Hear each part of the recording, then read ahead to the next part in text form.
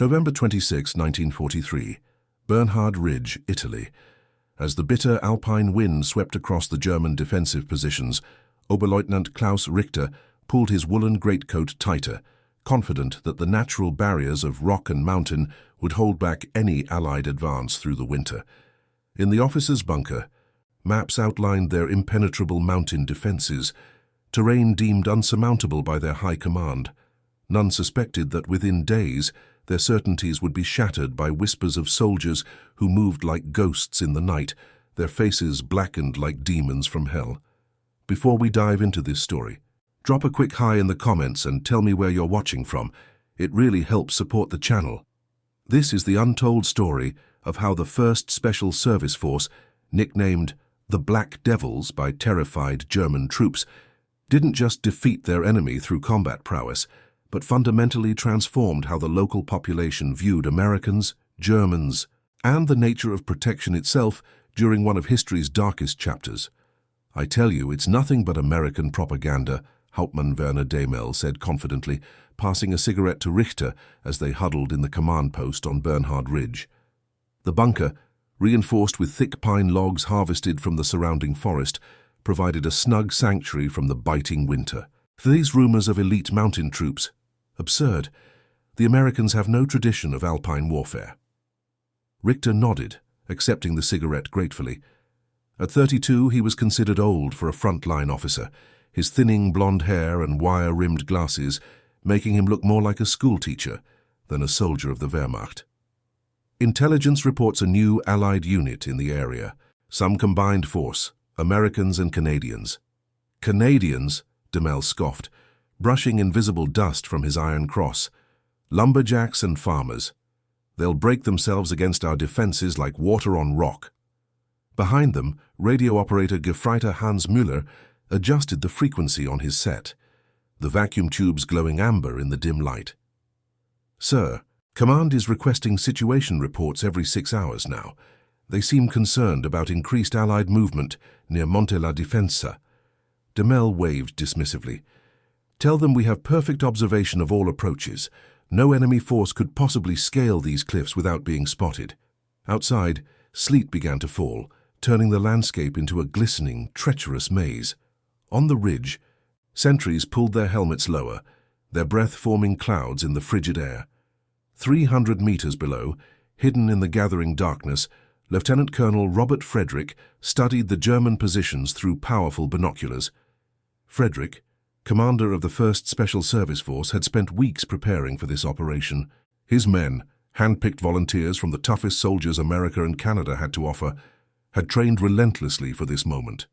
Mountain climbing with full combat loads, night infiltration tactics, hand-to-hand combat, all practiced until they became second nature. Those Krauts think they're safe up there, Frederick murmured to Captain Thomas McWilliam, his operations officer. They've got no idea what's coming. McWilliam nodded, his breath forming small clouds. The men are ready, sir. They've been training for mountains like these since Montana. Frederick's force had been conceived as mountain warfare specialists, with intensive training at Fort Harrison in Montana before deployment. Their preparedness for this specific terrain wasn't coincidence, but careful strategic planning.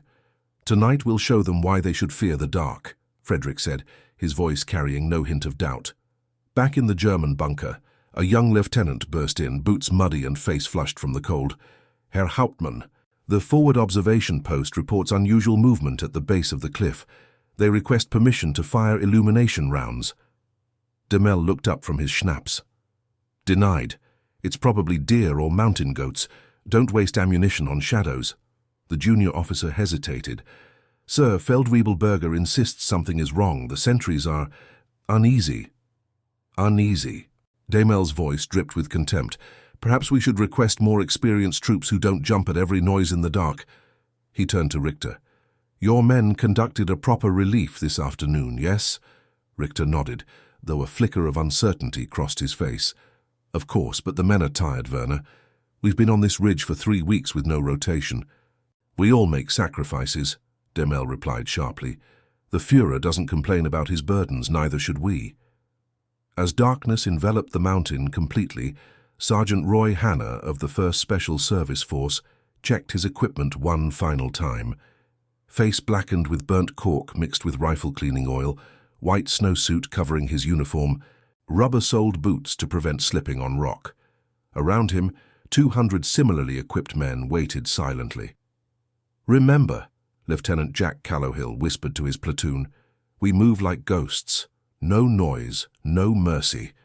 By dawn, that ridge belongs to us."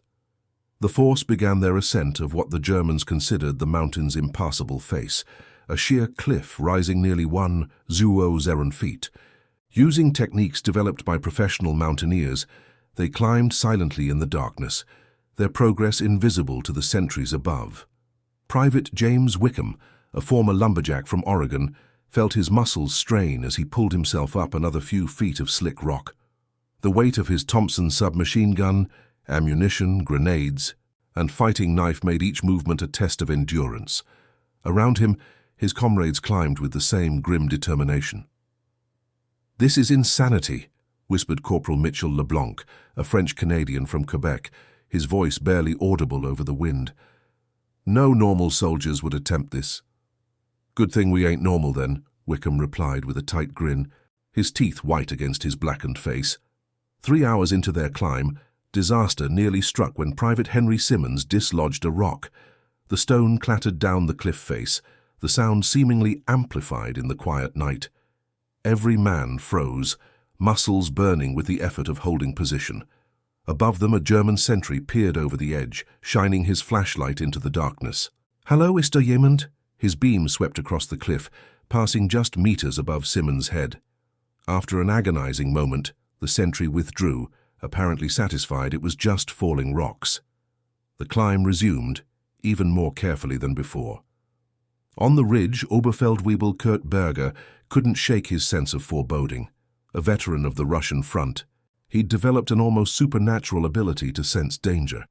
"Something isn't right," he muttered to his assistant, Gefreiter Paul Weber. "Double the sentries and issue extra ammunition." Weber raised an eyebrow. "The captain will be angry if we wake the men unnecessarily." "Better angry men than dead ones," Berger replied grimly. "And check the ravine approach again. I don't like how quiet it is tonight." At 200 hours, the first force soldiers reached the top of the cliff. Lieutenant Callowhill and Sergeant Hanna were among the first over the edge, silently neutralizing 2 sentries with combat knives before they could raise the alarm. Hand signals directed the men spreading out along the ridge, surrounding machine gun positions and bunkers. At 02:15, a German patrol stumbled upon 3 force soldiers setting up a position. The ensuing firefight shattered the night's silence, and within seconds, the entire ridge erupted in gunfire.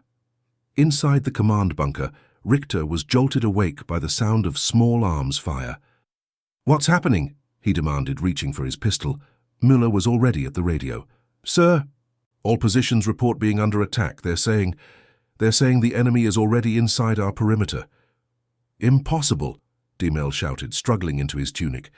"No one could have—" His words were cut short by the distinctive chatter of Thompson submachine guns just outside the bunker. A grenade detonated near the entrance, showering them with dirt and splinters. "The cliff face," Richter said, realization dawning. They climbed the cliff in darkness.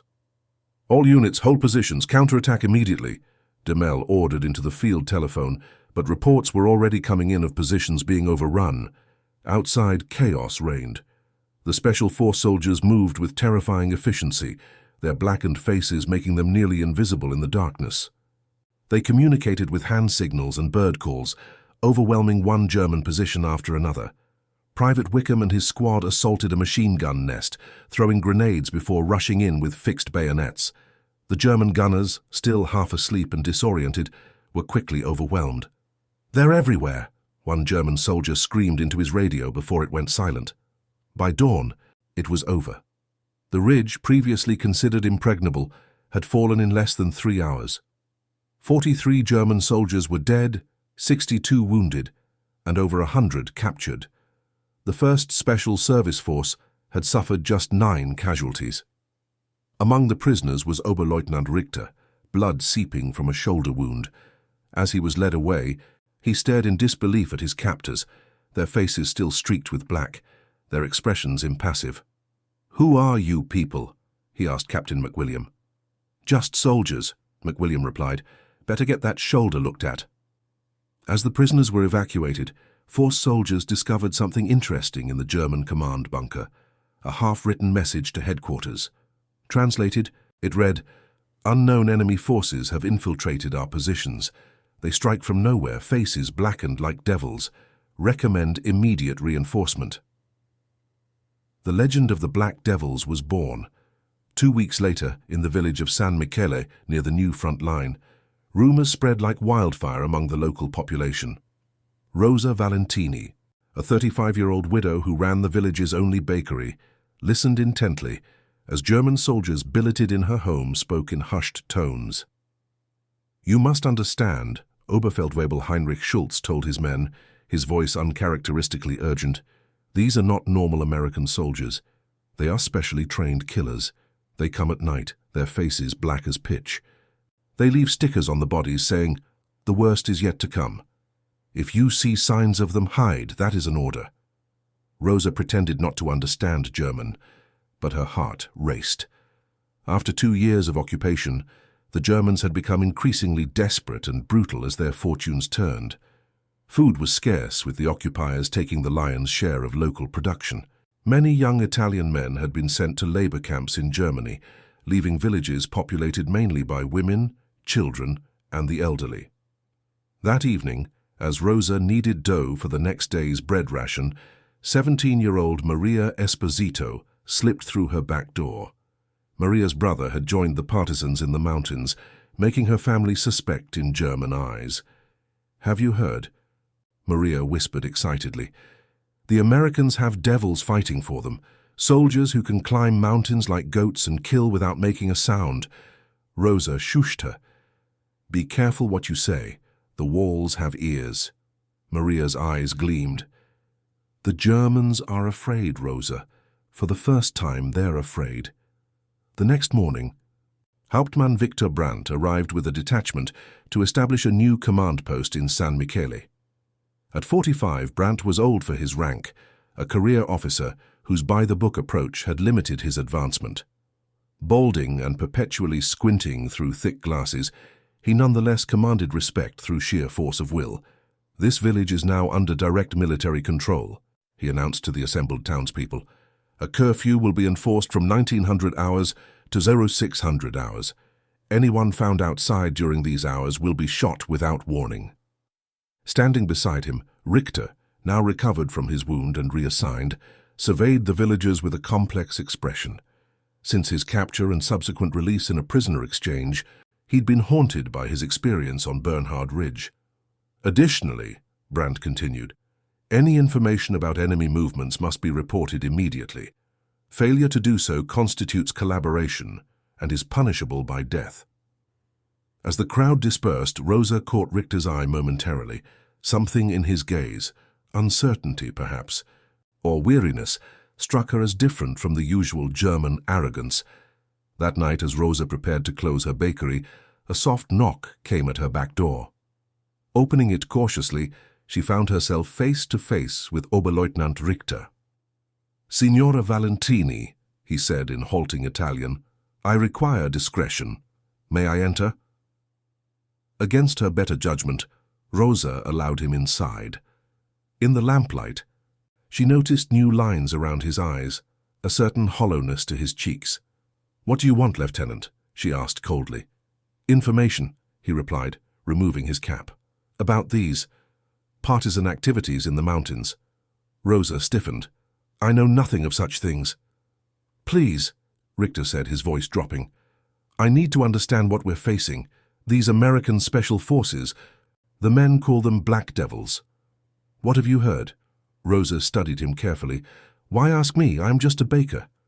"Because you listen," Richter said simply, "and because I believe you care about this village." After a long moment, Rosa decided to take a calculated risk. "They say these Americans can see in the dark, that they leave playing cards on the bodies of German sentries as calling cards, that they can scale cliffs no normal man could climb." Richter nodded slowly.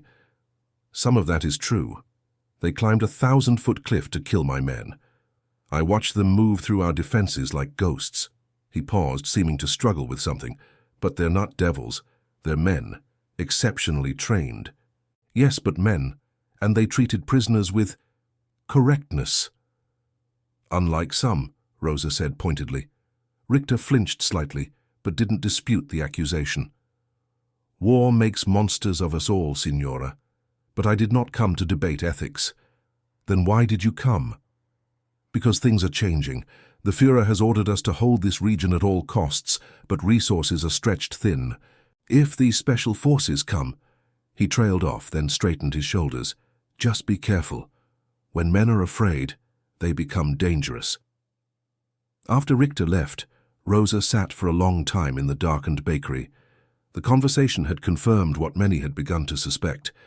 The German grip was weakening, but it had also revealed something unexpected about Oberleutnant Richter. The next day, tension in the village ratcheted higher when a German patrol found partisan propaganda leaflets in the town square. Hauptmann Brandt ordered an immediate house-to-house search and imposed even stricter curfew conditions. "Examples must be made," he declared, as his men dragged the elderly schoolteacher, Signor Bianchi, into the square. This man was found with radio equipment, presumably to contact Allied forces. The villagers watched in horror as Bianchi was forced to his knees. Richter stepped forward, speaking urgently to Brandt, but the captain dismissed him with a curt gesture. "This is the price of treachery," Brandt announced, drawing his Luger. Before he could fire, however, a runner arrived, breathless and wide-eyed. "Herr Hauptmann, urgent message from command." The distraction was enough to delay the execution. As Brandt stepped aside to read the message, Rosa noticed Richter discreetly directing 2 soldiers to take Bianchi back to the holding cell rather than keeping him in the square. Later that afternoon, word spread rapidly. American forces had broken through German lines 20 kilometers to the south. More significantly, there were reports of small elite units operating behind German lines, striking transportation and communication nodes. "The Black Devils are coming," Maria whispered to Rosa as they collected water from the village well. "My cousin says they've been seen in the next valley." That evening, the German garrison was visibly on edge. Extra sentries were posted, and soldiers checked and rechecked their weapons. Rosa observed Richter organizing defensive positions with methodical precision, but she could sense the anxiety in his movements.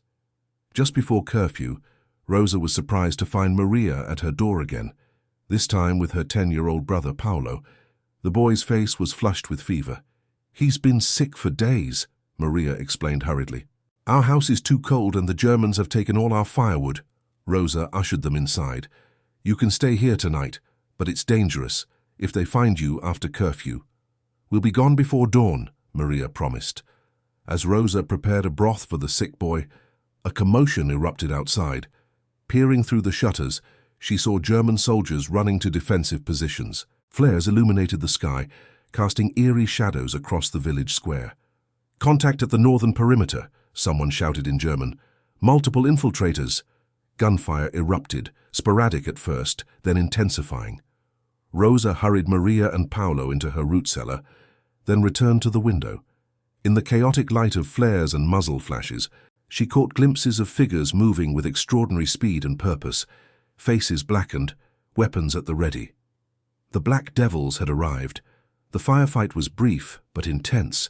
German resistance crumbled quickly against the precision of the attackers. Within 30 minutes, an unnatural quiet settled over San Michele, broken only by the occasional shout or burst of gunfire from the village outskirts. Rosa was still at her window when her door burst open. She spun around, heart pounding, to find herself facing a tall soldier with a blackened face, a Thompson submachine gun held casually in his hands. "Ma'am," he said in English, then switched to surprisingly good Italian. "You're safe now. I'm Sergeant Roy Hanna, 1st Special Service Force. Are there any more Germans in this building?" "No," Rosa replied, finding her voice, "but there are wounded in the square." Hanna nodded. "We have medics coming. Is anyone else here with you?" Before Rosa could answer, Maria emerged from the cellar, eyes wide with wonder. "Are you them? The Black Devils?" The American grinned, white teeth startling against his blackened face. "That's what the Krauts call us, yes, ma'am. Over the next hour, the village came to life despite the late hour. 4 soldiers established security perimeters while treating wounded, both their own and German prisoners. Rosa was struck by the professionalism and discipline of these men, so different from the increasingly desperate German troops who had occupied San Michele. In the village square, Rosa found Captain McWilliam coordinating with his officers. Nearby, under guard, sat several captured German officers, including Hauptmann Brandt and Oberleutnant Richter. Signora Richter acknowledged her with a slight nod. Despite his situation, he maintained a dignity that contrasted sharply with Brandt's sullen defiance. "These men treated you well?" McWilliam asked Rosa, noticing the exchange. Rosa hesitated. "Some better than others," she finally said, glancing at Richter. McWilliam studied the German lieutenant thoughtfully. "We've heard that from other villages too. Seems like some of you boys still remember the rules of war." Richter said nothing, his expression unreadable. Later, as dawn approached, Rosa provided hot bread and soup for both Americans and prisoners. As she offered a bowl to Richter, he spoke quietly. "You should know, Signora. Bianchi is alive. I had him transferred to the regional headquarters before anything could happen." Rosa's surprise must have shown on her face, because Richter continued, his voice barely audible. "Not all of us are monsters. Remember that when this is over." Before Rosa could respond, Lieutenant Callowhill approached. "Ma'am, Captain wants to speak with you and the other village leaders. We won't be staying long, and you need to understand what's coming next." The meeting took place in what had been the German command post. Captain McWilliam was direct and honest. "We can't hold this village permanently," he explained to the assembled Italians. "Our mission is disruption, not occupation. The main American forces are still days away." "The Germans will return then," said Antonio Ferraro, the village blacksmith. "Probably," McWilliam acknowledged, "but they'll be weaker, disorganized. And they'll be scared of you." "Of us?" Rosa asked incredulously. "We are not soldiers." "No, but they don't know who might be watching, who might be reporting to us," McWilliam explained. "From now on, every shadow, every unexpected noise will make them jump. Psychological warfare, ma'am. Sometimes it's more effective than bullets." The captain reached into his pack and produced a stack of stickers, simple black devil faces with the words, "Das dicke Ende kommt noch," German for "the worst is yet to come." "Anyone who wants to continue the fight can use these," he said. "Place them where Germans will find them. Let them think we're still around, watching." As the meeting concluded, Rosa found herself conflicted. The prospect of continued resistance appealed to her patriotism, but she also feared the reprisals that might follow. And then there was the matter of Oberleutnant Richter, a German officer who had shown unexpected humanity. That evening, as the special force prepared to move out, Rosa approached Sergeant Hannah. "What will happen to the prisoners?" "Transferred to a POW camp eventually," Hannah replied, checking his equipment. "Some might have intelligence value, the officers especially." Rosa hesitated, then said, "The lieutenant, Richter, he saved our school teacher's life. He's not like the others." Hannah studied her curiously. "Ma'am, with respect, they're all the same when they're pointing guns at my men." "I understand," Rosa said. "But when this war ends, we must remember there were good men on both sides. Otherwise, how do we rebuild?" Hannah seemed to consider this, then nodded slowly. "I'll mention it to the captain. No promises." As darkness fell once more, the force prepared to disappear into the night as suddenly as they had appeared. Captain McWilliam addressed the villagers one final time. "Remember what you've seen. The Germans aren't invincible. They can be beaten, and they know it now. That fear is your weapon as much as it is ours." With that, the Black Devils melted into the shadows, leaving behind only their stickers and the seed of hope they had planted in San Michele. In the quiet that followed their departure, Rosa found herself standing in her darkened bakery, turning one of the devil stickers over in her hands. The future remained uncertain, with German retaliation likely and the front lines still distant. Yet something fundamental had changed, not just in the strategic situation, but in the hearts and minds of San Michele's people. They had seen the devil, and for the first time in years they were not afraid. December 4th, 1943. 3 days after the Black Devils' raid, San Michele remained in an uneasy limbo. The villagers moved about their business with a strange mixture of hope and dread. Hope that liberation might be closer than they had dared believe. Dread that German retribution would soon descend upon them. Rosa Valentini stood at her bakery window, watching German trucks rumble into the village square. Her fingers instinctively tightened around the Black Devil sticker, hidden in her apron pocket. Sturmbannführer Wilhelm Dietrich jumped down from the lead vehicle, his SS uniform immaculate, despite the dusty journey. At 38, Dietrich embodied the Nazi ideal. Tall, blonde, with cold blue eyes that seemed to catalogue weaknesses in everything they surveyed. He had been dispatched from Rome specifically to address the partisan situation in the region. Unacceptable, he pronounced, surveying the damage from the raid. Completely unacceptable. His Italian was flawless, deliberately loud enough for nearby villagers to hear. An entire garrison surprised by a handful of commandos. The Führer would be most displeased. Behind him, a detachment of SS troops began unloading equipment, their movements precise and threatening. Among the arriving forces, Rosa recognized Oberleutnant Richter, now serving as a liaison between Wehrmacht and SS units. His expression revealed nothing as he directed soldiers to establish new defensive positions. "Sir," Richter addressed Dietrich formally, "the Americans who attacked weren't conventional forces. They were specialized mountain troops, specifically trained for night operations." Dietrich's smile didn't reach his eyes. "Ah, yes, these Black Devils I've heard so much about. Tell me, Lieutenant, do you believe in devils?" "I believe in well-trained soldiers, Sturmbannführer." "Indeed. Yet here you stand, among the living, while many of your men are dead. Curious how these devils spared you." The implication hung in the air like poison gas. Richter's face remained carefully neutral, but Rosa, watching from across the square, saw his shoulders stiffen. "My report details my capture and subsequent exchange, sir." "Yes, your most thorough report. We shall discuss it further." Dietrich turned to address his adjutant. "Establish checkpoints at all village entrances. No one enters or leaves without documentation. And bring me the local leaders. I wish to make our new expectations perfectly clear." Within hours, San Michele had been transformed. SS troops patrolled the streets in pairs, machine gun positions covered key intersections, and a barbed wire perimeter was under construction. The message was unmistakable. The occupation was intensifying. That afternoon, Rosa and other village notables were summoned to the town hall. Dietrich sat behind the mayor's desk, Richter standing stiffly at his side. "Your village has been designated a security priority zone," Dietrich announced without preamble.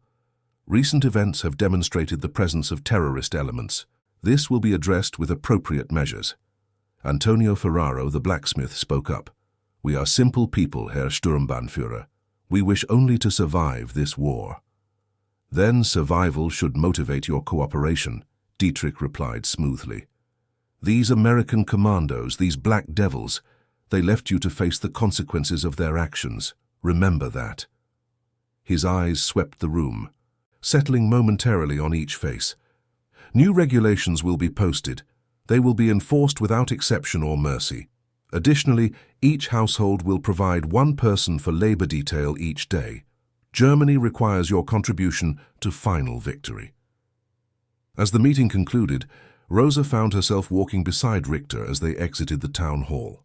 Neither spoke until they reached the relative privacy of a side street. "He suspects you," Rosa said quietly. Richter kept his eyes forward. "He suspects everyone. It's his nature. What will happen now? That depends partly on you, all of you." Richter glanced around before continuing. "Dietrich is not like other officers. He believes resistance must be crushed absolutely. If he finds those stickers the Americans left, or any evidence of collaboration—" Rosa thought of the devil face hidden in her apron. "Why tell me this?" "Because despite everything, I have no desire to see civilians executed." He paused. "The Americans will not return in time. Whatever you may think of me, believe that. Their main forces are still far to the south." Before Rosa could respond, 2 SS soldiers approached. Richter immediately straightened, his manner becoming formal. "Remember your new responsibilities, Signora," he said loudly. Bread rations must be distributed according to the posted schedule. That night, Maria Esposito slipped into Rosa's bakery through the cellar entrance the women had begun using to avoid German patrols. "Look what I found," Maria whispered excitedly, producing a small radio from beneath her shawl. "It belonged to Signor Bianchi. His wife gave it to me before she left for her sister's village." Rosa stared at the contraband device in horror. "Are you mad? If they find this here—" "We need to know what's happening," Maria insisted. "The real news, not German lies." Despite her fear, Rosa helped Maria set up the radio in the cellar, using thick blankets to muffle the sound. They tuned to the frequency where Allied broadcasts could sometimes be heard. Through static and interference, they caught fragments. Allied forces advancing, heavy fighting near Monte Cassino, special operations continuing behind enemy lines. "See," Maria whispered, "they're coming." "The Black Devils showed us the Germans can be beaten." "The Black Devils left," Rosa reminded her, "and now we have the SS. But they gave us hope. And these." Maria produced several of the stickers. "I've been placing them around the village, on the backs of road signs, inside the bell tower, places the Germans will eventually find them." Rosa felt a chill. "That's incredibly dangerous, Maria." "So is doing nothing," the girl replied with surprising intensity. "My brother is with the partisans. I can't fight like him, but I can do this." The next morning, San Michele awakened to a new reality. SS soldiers conducted random searches of homes and businesses. Identity papers were checked and rechecked. 3 men were arrested for minor infractions of the new regulations, one for missing the newly established curfew by merely 10 minutes. Sergeant Roy Hanna and Lieutenant Jack Callowhill crouched in the underbrush on a ridgeline overlooking San Michele, observing the German activity through binoculars. "SS," Hanna muttered. "That's new." Callowhill nodded grimly. "They're reinforcing significantly. At least a company strength now, maybe more. And those aren't just defensive positions they're building." "They're making examples," Hanna said, focusing his binoculars on a public flogging taking place in the village square. "Typical Nazi playbook. Terrorize the population, make them too scared to help us." "We should move," Callowhill decided, carefully backing away from their observation point. "Rendezvous with the main force, report what we've seen." As they made their way through the dense forest, Hanna couldn't shake his concern for the villagers they'd left behind. "Those people helped us, Jack. Now they're paying for it." "That's the ugly reality of this kind of warfare," Callowhill replied, though his expression suggested he shared Hanna's discomfort. "We disrupt, destabilize, then disappear. Can't afford to get attached to the locals. Easy to say, harder to do," Hanna said quietly. Back in San Michele, Rosa was kneading dough when Sturmbannführer Dietrich entered her bakery, accompanied by 2 SS guards. The officers made a show of inspecting her shop, running fingers along shelves and examining her meager supplies. "Your bread has quite a reputation, Signora Valentini," Dietrich said conversationally. "I do my best with what's available, Herr Sturmbannführer." Dietrich nodded appreciatively. Adaptability, a valuable trait. He picked up a small loaf, examining it. "Do you know what interests me about this village, Signora? The fact that during the recent attack, not a single civilian was harmed. The Americans knew exactly which buildings housed German personnel, which routes to take, which defenses to neutralize. Most interesting." Rosa kept her expression neutral. "Perhaps they conducted reconnaissance beforehand." "Perhaps." Dietrich set down the bread. "Or perhaps they had assistance. Local knowledge, shall we say. We are under curfew. No one was out that night." "Someone is always watching, Signora." Dietrich smiled thinly. "Just as someone has been placing these in my soldier's path." He produced one of the Black Devil stickers.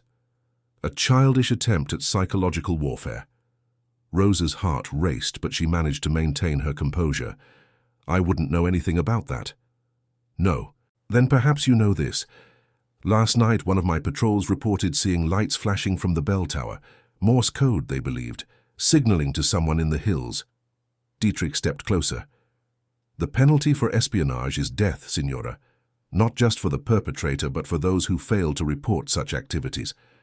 After Dietrich left, Rosa sought out Maria immediately. She found the girl helping distribute water at the village well. "No more stickers," Rosa hissed urgently. "And definitely no more radio. They're watching for signals." Maria's eyes widened. "I haven't been signaling anyone." "It doesn't matter what you've actually done. They're looking for excuses." Rosa gripped the girl's arm. "Promise me, Maria, no more resistance activities." Before Maria could respond, they heard shouting from the village square. A crowd was gathering as SS soldiers dragged a struggling man toward a hastily erected wooden post. "That's Marco Russo," Maria whispered. "The cobbler." Dietrich stood before the assembled villagers, his voice carrying easily across the square. "This man was caught with Allied propaganda materials. He has admitted to placing enemy symbols around our installation. Such actions constitute sabotage and espionage." Rosa felt her blood run cold. She knew Marco had a wife and 3 young children. "Let this serve as instruction," Dietrich continued. "Cooperation with the enemy brings only one outcome." He nodded to an SS officer who raised his pistol. The sharp crack of the execution shot echoed off the stone buildings, followed by the sound of Marco's body slumping against the post. "Clear the square," Dietrich ordered. "The body remains as a reminder." That evening, as Rosa closed her bakery, Oberleutnant Richter appeared at her back door, his face drawn and pale. "You need to warn your young friend," he said without preamble. "The girl, Maria. Dietrich knows about her brother with the partisans. She's being watched." Rosa stared at him in confusion. "Why are you telling me this? Why help us at all?" Richter's expression was complicated, part resignation, part defiance. "Because I've seen enough death. Because this war is lost, whatever Berlin claims, and because some actions can't be justified, even in wartime."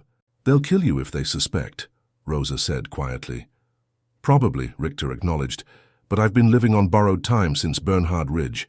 Those black devils could have executed me when they took our position. They didn't.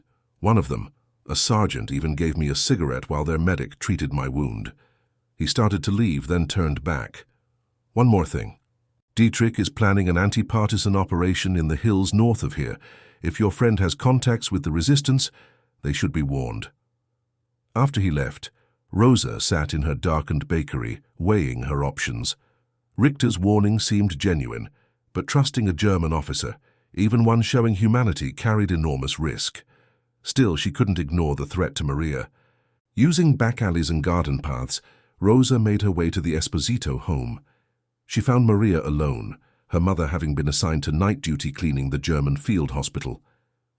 "You must leave," Rosa told her bluntly. "Tonight. They know about your brother. They're watching you." Maria's face paled. "How do you—" "It doesn't matter.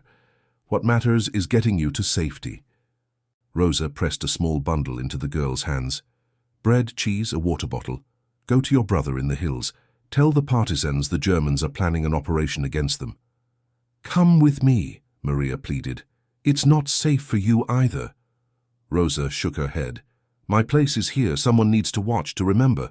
After helping Maria slip past the German checkpoints using a drainage culvert, Rosa returned home, her mind racing with conflicting emotions. She had just actively aided the resistance, crossing a line from passive resentment to genuine opposition. There would be no going back. The next day brought unseasonable rain, turning the village streets to mud and dampening the soldiers' spirits. Rosa noticed increased German traffic through San Michele, trucks loaded with troops and supplies heading toward the mountain passes where partisan activity had been reported. At midday, a mud-splattered motorcycle combination roared into the village, the rider delivering dispatches to Dietrich's headquarters. Within an hour, a palpable change swept through the German forces, increased alertness, hurried equipment checks, officers gathering for briefings. Rosa was serving bread to German officers when she overheard fragments of conversation. Main Allied force moving faster than expected. Defensive positions at River Liri not ready. Intelligence reports possible airborne operation. That night, the village hummed with activity despite the rain. Vehicle engines revved. Orders were shouted, supplies loaded. By dawn, nearly half the German forces had departed, heading south toward the front lines. Sturmbannführer Dietrich remained, however, his focus still fixed on rooting out resistance. He established his personal headquarters in the mayor's residence, transforming the elegant home into a center of interrogation and intimidation. Each day, more villagers were brought in for questioning, emerging hours later shaken and sometimes bearing marks of physical abuse. 3 days later, the anti-partisan operation returned from the mountains. Their casualties were evident. Trucks converted to ambulances, bandaged men staring vacantly from beneath sodden tarps. Rosa watched from her window as Richter helped coordinate the unloading of wounded at the field hospital. Later, he appeared at her door, exhaustion etched into his features. "The operation failed," he said without preamble, accepting the cup of ersatz coffee she offered. "The partisans were warned. They ambushed our ambush." Rosa kept her expression neutral. "Many casualties. 23 dead, 40 wounded. And something else, American equipment, new weapons. Someone has been supplying them." He studied her face. "Your friend made it safely, I assume." Rosa neither confirmed nor denied. Instead, she asked, "What will Dietrich do now?" "Escalate," Richter replied grimly. "It's the only response he knows." The escalation began the very next day. Dietrich ordered hostages taken from each family in San Michele, one person from each household held in the town hall as insurance against partisan attacks.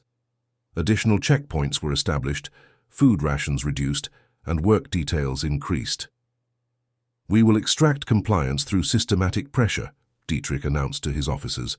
"When people are hungry, tired, and afraid for their families, resistance becomes an unaffordable luxury." Richter, present at the briefing, ventured a question. "Sir, with respect, such measures may simply increase civilian sympathy for the partisans." Dietrich's smile was chilling. "Sympathy without action is meaningless, Lieutenant, and any action will be met with swift consequences for the hostages." He paused. "You seem remarkably concerned with civilian welfare, Richter. One might question where your loyalties truly lie." "My loyalty is to Germany, Sturmbannführer. I merely suggest that pragmatic considerations—" "Your suggestions are noted," Dietrich cut him off. "Now see to your duties. I want increased patrols in sectors 4 and 5 last December 12, 1943. The mountain weather turned viciously cold, with sleet and freezing rain making life miserable for Germans and Italians alike. In the hills surrounding San Michele, Lieutenant Colonel Frederick gathered his officers in a shepherd's hut to finalize their plans. Latest intelligence confirms significant German reinforcement of the village, he told them, indicating positions on his map. SS troops, machine gun emplacements, mined approaches. They're expecting us this time. Captain McWilliam studied the defenses. "Frontal assault would be costly, sir." "Which is why we won't attempt one," Frederick replied. "The force will divide into 3 elements. Alpha Team creates a diversion at the southern checkpoint. Beta Team infiltrates through the ravine to neutralize the heavy weapons. Gamma Team, my team, enters through the old aqueduct to free the hostages." Sergeant Hanna, assigned to Gamma Team, raised a concern. "Sir, that aqueduct is supposedly collapsed in sections." "Our partisan contacts provided updated information," Frederick said. "It's tight but passable. They've been using it to smuggle supplies." "And we're certain these partisans are reliable?" Lieutenant Callowhill asked. Frederick nodded. "They've been vetted by OSS. One of their contacts inside the village has been providing detailed intelligence on German dispositions. This operation has been coordinated with the main Allied advance. They'll launch a major artillery barrage 30 kilometers south to fix German attention in that sector." As the officers dispersed to brief their men, Hanna approached Frederick privately. "Colonel, about that village, San Michele. When we were there before, they helped us. Now they're suffering for it." Frederick's expression softened slightly. "I know, Sergeant, it's the ugly reality of this kind of warfare. But if it helps, this mission isn't just strategic. It's also about keeping our promise to those people." That same evening in San Michele, Rosa received a cryptic message delivered by a young boy who quickly disappeared into the gathering darkness. "Prepare cellar space. Friends returning tomorrow night." She immediately understood the implications. Somehow, The Americans had maintained contact with the local resistance. They were coming back, not just passing through this time, but specifically to help the village. Rosa began discreet preparations, stocking her cellar with medical supplies and extra food, clearing space where wounded might be treated. As she worked, a sudden commotion in the street drew her attention. German soldiers were conducting another roundup, this time targeting specifically the families of suspected partisan sympathizers. Among those being marched to the town hall was Maria's mother, her face a mask of dignified resignation. Without thinking, Rosa stepped into the street. "Where are you taking these people?" The SS officer in charge regarded her coldly. "Additional security measures, by order of Sturmbannführer Dietrich. Return to your home, woman." "These are old people, children," Rosa protested. "What threat could they possibly pose?" "The threat of connection to terrorists," the officer replied, raising his hand to signal the patrol to continue. Before he could complete the gesture, Oberleutnant Richter approached, his manner deliberately casual. "Is there a problem here, Untersturmführer?" "This woman is interfering with security operations," Richter nodded, understanding. "Signora Valentini provides bread for our officers' mess. Perhaps she's concerned about completing tomorrow's order if her workers are detained." "I have no workers," Rosa said, confused. Richter shot her a warning glance. "The Esposito woman assists you, does she not? Particularly with the special bread Sturmbannführer Dietrich has requested." Comprehension dawned. Yes, of course. She helps with the baking." The SS officer hesitated, then gestured to his men to release Maria's mother. One worker only. The rest continue to detention. After the patrol moved on, Signora Esposito clutched Rosa's hand. "Grazie, my friend." "But why would that German help us?" "Not all of them are monsters," Rosa replied quietly, echoing Richter's words from days earlier. "Now come, we have much to prepare." That night, as Rosa briefed Signora Esposito on the Americans' imminent return, they were interrupted by a soft knock at the cellar door. Opening it cautiously revealed Richter, his uniform partially concealed beneath a civilian coat. "You shouldn't be here," Rosa said, though she stepped aside to let him enter. "Neither should I be participating in Dietrich's madness, yet here we are." He glanced at Signora Esposito, then back to Rosa. "Tomorrow night, that's when they're coming, isn't it?" Rosa's silence was confirmation enough. "Dietrich knows," Richter said simply. "Not the exact time or approach, but he knows an attack is imminent. He set a trap." "How?" Rosa asked, alarm spreading through her. "The hostages have been moved to the church basement. The church itself is rigged with explosives. If the Americans attempt a rescue, Dietrich will detonate them." Signora Esposito gasped. "Madre di Dio. There are children among those hostages." "Dietrich considers them acceptable losses," Richter said grimly. "He intends to make an example that will discourage resistance across the entire region." "Why tell us this?" Rosa asked. "You're committing treason." Richter's laugh held no humor. "Treason against what?" "A regime that bombs its own cities rather than surrender them. That sends children to die in hopeless battles. My oath was to Germany, not to madmen." "Can you disarm the explosives?" Rosa asked. "No, they're wired directly to a plunger in Dietrich's headquarters. He keeps it with him constantly." Richter hesitated. "But I can create a distraction when the time comes, something to draw attention away from the church." Rosa studied him intently. "You understand what you're risking?" "Completely," Richter replied. "I've made my choice." As dawn broke over the mountains, San Michele awakened to increased German activity. Additional roadblocks appeared, patrols doubled, and machine gun positions were reinforced with sandbags and extra ammunition. Throughout the day, Rosa maintained her normal routine while discreetly spreading word to trusted villagers. Stay indoors after dark, keep children away from windows, be ready. As darkness fell, the tension became nearly unbearable. SS troops took up positions throughout the village, their faces grim and determined. Spotlights were positioned on rooftops, sweeping the approaches to San Michele. At 2200 hours, it began with distant explosions to the south, the diversionary attack by Alpha Team. German forces responded predictably, redirecting reserves toward the threat. 20 minutes later, As the firefight intensified at the southern perimeter, Beta teams struck from the ravine. Silenced weapons eliminating sentries at the machine gun positions with surgical precision. Dietrich, monitoring reports from his headquarters, quickly realized the southern attack was a feint. "They're probing for weaknesses," he told his officers. "Maintain the defensive perimeter. No one approaches the church under any circumstances." Meanwhile, Gamma Team, led by Frederick himself, had entered the ancient Roman aqueduct that ran beneath San Michele. Guided by partisan maps, they navigated the narrow, crumbling tunnels with difficulty, emerging into a wine cellar just 50 meters from the church. Frederick deployed his men in teams of 2, establishing a secure corridor toward their objective. Sergeant Hanna and a demolition specialist named Corporal Jenkins were tasked with breaching the church's side entrance. As they moved into position, the night erupted in new violence. A massive explosion tore through the German motor pool, sending vehicles and fuel drums skyward in a spectacular fireball. In the confusion that followed, no one noticed Richter slipping away from his post, a detonator in his hand. The diversion worked perfectly.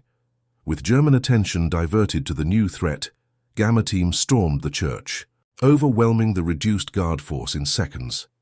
"Get those people out now," Frederick ordered, as his men secured the basement where the hostages were held. "Move them through the aqueduct in groups of 6. Hanna, your rear guard." The rescue proceeded with practiced efficiency. Terrified but grateful villagers hurried through the darkness toward safety. Rosa, waiting at the aqueduct entrance with other villagers, helped receive the evacuees, guiding them to prepared hiding places throughout San Michele. In his headquarters, Dietrich finally realized what was happening. "The hostages," he shouted, reaching for the plunger that would detonate the church explosives. Before he could activate it, the door burst open. Oberleutnant Richter stood there. His Luger aimed steadily at Dietrich's chest. "Step away from the detonator, Sturmbannführer." Dietrich's surprise quickly gave way to cold fury. "So, the rumors about your sympathies were correct after all." "This isn't about sympathy," Richter replied. "It's about being a soldier, not a murderer." "They are the same in war," Dietrich said, his hand inching toward the plunger. "Not to me." Richter's expression hardened. "Not anymore." The standoff ended with 2 shots, Richter firing a split second after Dietrich lunged for the detonator. The SS officer collapsed, blood spreading across his immaculate uniform. With grim determination, Richter smashed the detonation equipment, ensuring the church explosives could not be triggered. By midnight, the battle for San Michele was effectively over. The 1st Special Service Force had achieved its objectives with minimal casualties. The hostages were safe, and German resistance had crumbled into disorganized pockets, quickly eliminated by the elite commandos. In Rosa's cellar, Frederick debriefed his officers while medics treated the few wounded force members. "We hold this village until the main advance reaches us," he told them. "Estimated 48 hours. Establish defensive positions, distribute rations to civilians, and maintain security patrols." As the officers dispersed, Rosa approached the colonel. "There is someone you should speak with," she said, leading him to a small storeroom where Richter sat on a flour sack, his shoulder bandaged where an SS soldier had shot him during his escape. Frederick studied the German officer with professional interest. "Lieutenant Richter, we've been hearing quite a bit about you." "All terrible, I'm sure," Richter replied with a weak smile. "Not at all," Frederick said. "Our intelligence suggests you've been protecting civilians, moderating harsh policies, even warning about SS reprisals. Most intriguing for a Wehrmacht officer." "Former officer?" Richter corrected. "I doubt the fatherland will welcome me home after today." "Perhaps not," Frederick acknowledged, "but there may be other options." 2 days later, American Sherman tanks rumbled into San Michele, the vanguard of the main Allied advance. For the first time in years, the village celebrated openly, welcoming their liberators with what little wine and food they could spare. As the 1st Special Service Force prepared to move on to their next mission, Sergeant Hanna sought out Rosa one final time. "Ma'am, just wanted to say goodbye properly, and to thank you for everything you did." Rosa smiled warmly. "It is we who should thank you, Sergeant. You showed us how to fight back, how to believe again." "What will happen to the German, Richter?" Hanna asked. Your colonel has arranged for him to work with Allied intelligence. His knowledge of German defensive positions will save many lives." Rosa paused. "He made a choice, Sergeant, to see us as people, not enemies. That's a rare thing in war." Hannah nodded thoughtfully. "The funny thing about those Black Devil stickers we left, they were meant to scare the Germans. Never thought they'd end up giving courage to folks like you." "Sometimes fear and courage are two sides of the same coin," Rosa replied. "Your Black Devils frightened our enemies but gave us strength. We learned to hide from them, but women like me, we sought them for safety." The liberation of San Michele marked a small but significant turning point. The psychological impact of the Black Devils' operations extended far beyond tactical success, undermining German morale while inspiring Italian resistance. More importantly, it demonstrated that even in war's darkest moments, individual choices could transcend the artificial boundaries between supposed enemies. After the war, Rosa Valentini would establish a small cafe where her bakery once stood. Among her most regular customers was a quiet man who taught mathematics at the local school, Karl Richter, who had chosen to remain in the village that had seen his transformation from occupier to protector. The legend of the Black Devils would grow over time, their exploits becoming part of military lore. The 1st Special Service Force would go on to distinguish itself in numerous campaigns, eventually being disbanded in December 1944. Its innovative tactics and training becoming the foundation for future special operations units in both American and Canadian armed forces. Many years later, in 1968, Rosa, now white-haired but still formidable, would host a remarkable reunion in her cafe. Sergeant Roy Hannah, now a grandfather and construction business owner from Pennsylvania, and Karl Richter, sharing stories of the war from both sides over cups of her famous coffee. "It's still strange," Richter admitted during that reunion, "how fear of the Black Devils led some of us toward our humanity rather than away from it." "War makes strange teachers of us all," Hannah replied. "But I've always believed it's not the circumstances that define us, but the choices we make within them." For the people of San Michele, the Black Devils represented a turning point, the moment when they reclaimed their courage, their dignity, and ultimately their freedom. The stickers with their ominous warning became badges of pride, reminding villagers of their role in their own liberation. The 1st Special Service Force would eventually be awarded the Congressional Gold Medal in 2013, a belated recognition of their extraordinary service. By then, most of the original Black Devils had passed away, but their legacy lived on in special operations units across the world and in the memories of places like San Michele, where women once sought safety from the very forces their enemies had feared. And that concludes our story. If you made it this far, please share your thoughts in the comments. What part of this historical account surprised you most? Don't forget to subscribe for more untold stories from World War II, and check out the video on screen for another incredible tale from history. Until next time.